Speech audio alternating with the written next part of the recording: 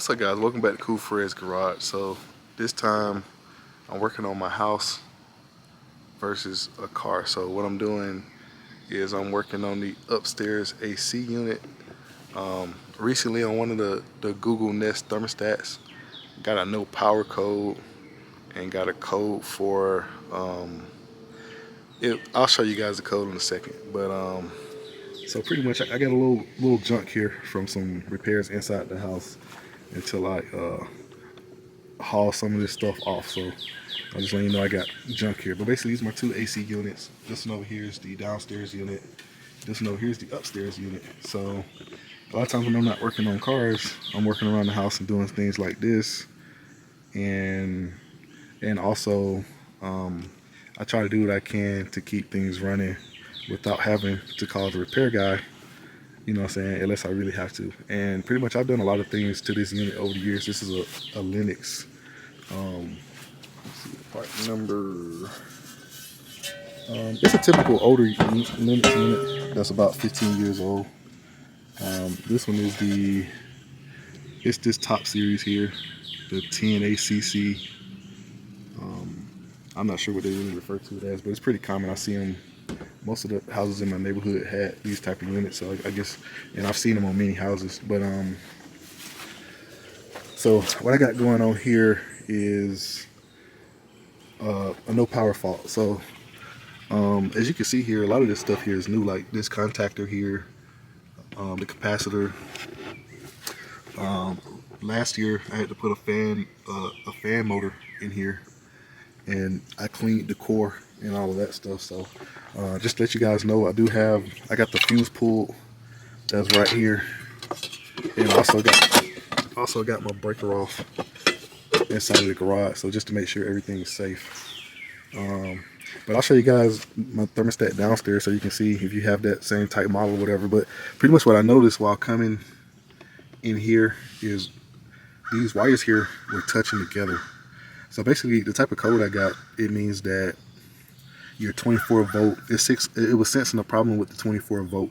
And I'm hoping what it was detecting was maybe that because these two wires, when they were in this hole here, and they was up through here, I kind of found them touching together in this area right here. So I'm gonna try to figure out what I can do to repair that. I got like some wire that I can add on to it. That's probably not an approved repair for this type of thing, but it's the best I can do right now to get the AC back restored. So I'm basically gonna see if that's gonna work. And then I marked, there was kind of like a stiff connection on this wire here. So these two wires here is pretty much what comes, the input from the thermostat over to this contactor here. And it's like a big relay that pretty much turns. It's basically like a switch that's controlled by a relay. So it energizes the relay, and it basically turns on the compressor and the fan, and that's what starts up the unit.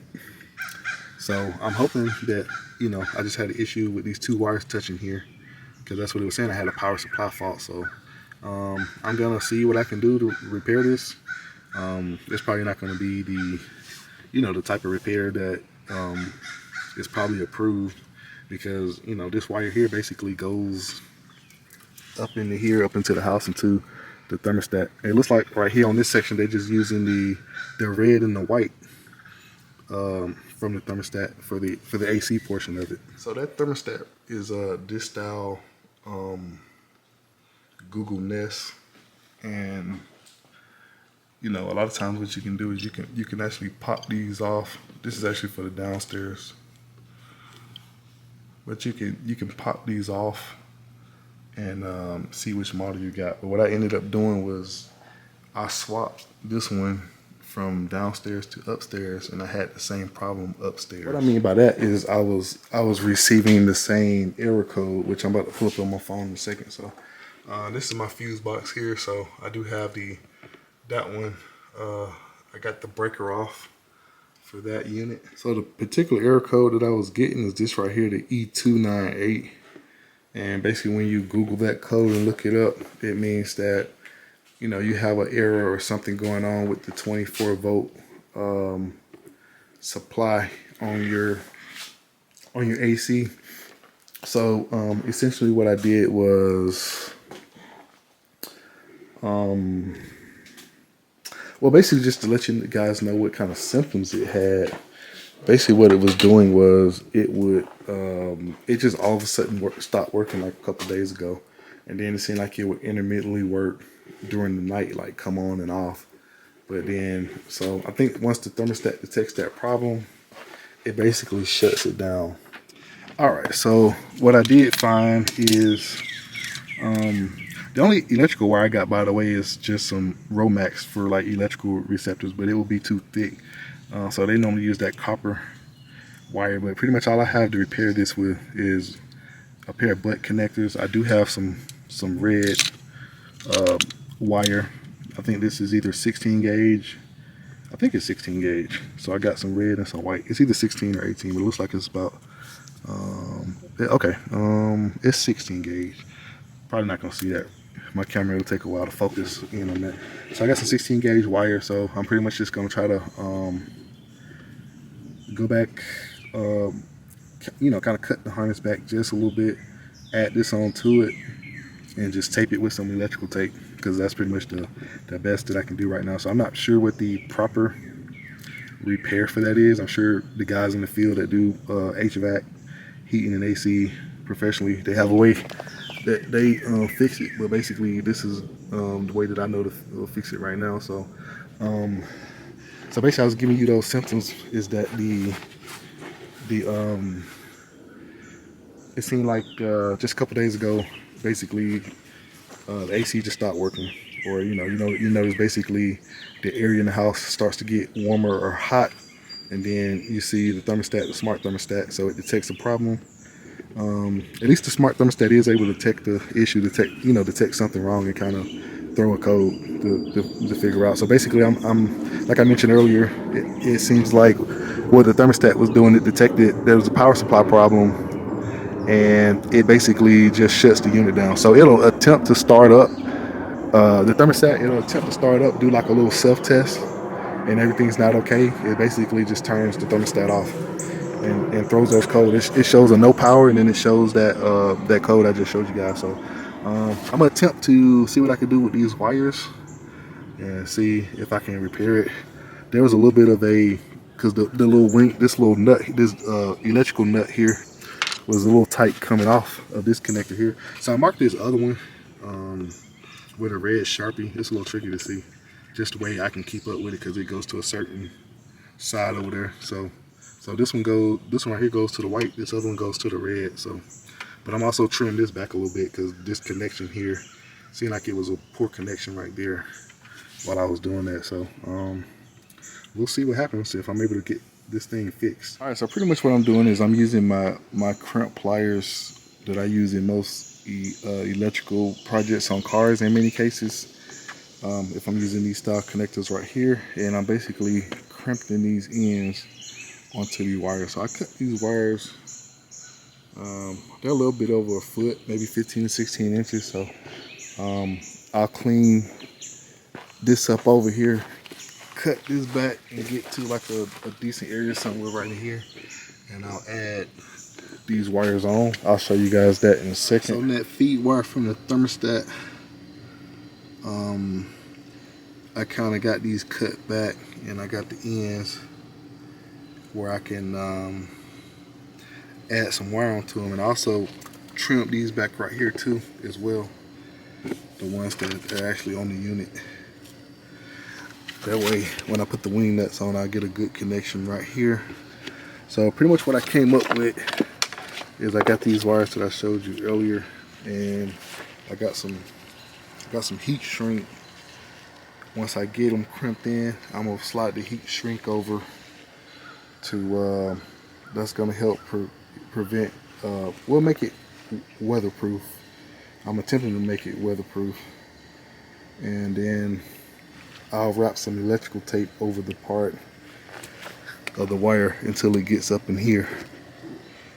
Alright, so I just got the wires crimped in, and once you get them crimped in, because sometimes these copper wires, these solid copper, is a little tricky to get them crimped. You want to kind of tug on them a little bit to make sure they're not going easily pull off. So these right here secured in place pretty good. And I'm just going to take my heat shrink and slide it over there and on both sides, and then I'll heat shrink it down. So I got me a little bit of electrical out here on my cord here.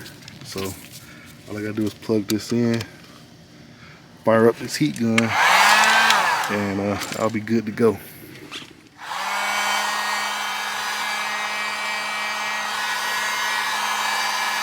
Alright, so this is what it looks like after the heat shrink is on there and this heat shrink down. So I decided to, heat shrink it, like I said before, just to kind of make it more waterproof, because when it rains, moisture and all that stuff.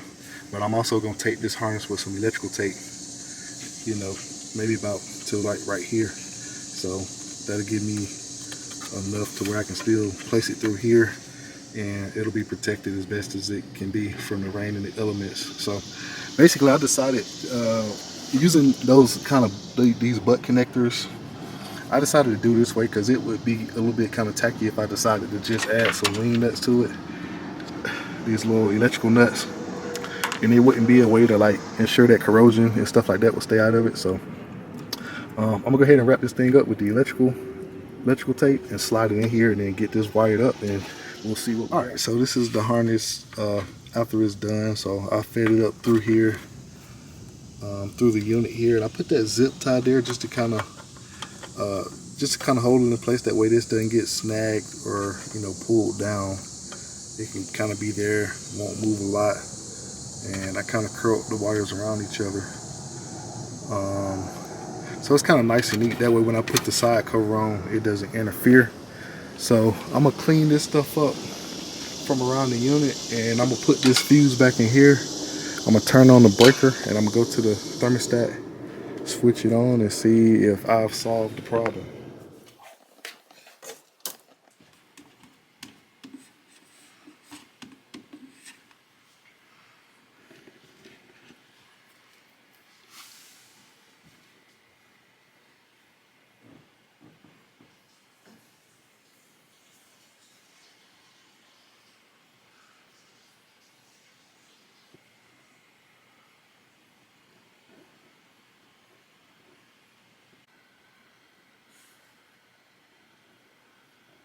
Alright, so upstairs, I haven't fixed the issue yet, so I still have another problem. But I did notice that it is a menu in here where you can go in here and you can, it'll tell you how to do the wiring, and it'll give you power information. So my upstairs thermostat should be reading these voltages right here on that, it should be reading 36.8 or whatever it should be. As far as I know, that's like a 24-volt line, but you should get some type of data. But I'm not getting any data on the upstairs thermostat, so there's another problem in the system. So basically, I was using that downstairs thermostat for a comparison.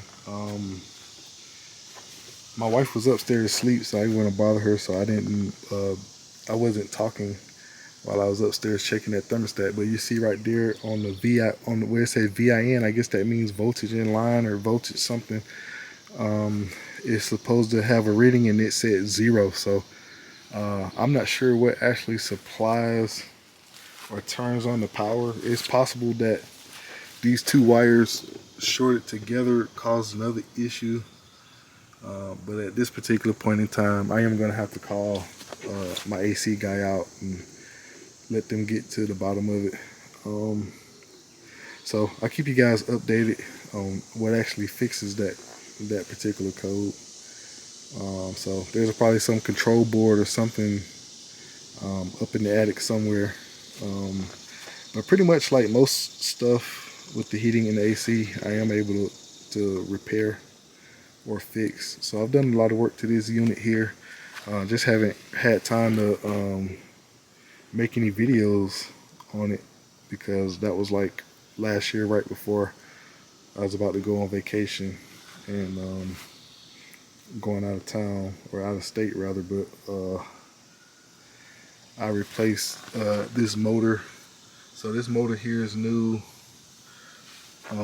This capacitor is new, and that contactor, I replaced it maybe about a couple years ago. So I do as much work as I can on these units, because a lot of this stuff is just real simple. Most time, you know, you got a capacitor that's going out. That's pretty much like that's pretty much the most common replace item when you call out the AC guy is this capacitor right here. So I wasn't able to, you know, fix it this time around, but you know, if you guys like seeing videos like this, you know, home improvement type stuff, you know, like the video, and I may consider making more videos like this. So you guys take it easy and have a good rest of your day. We'll see you on the next video.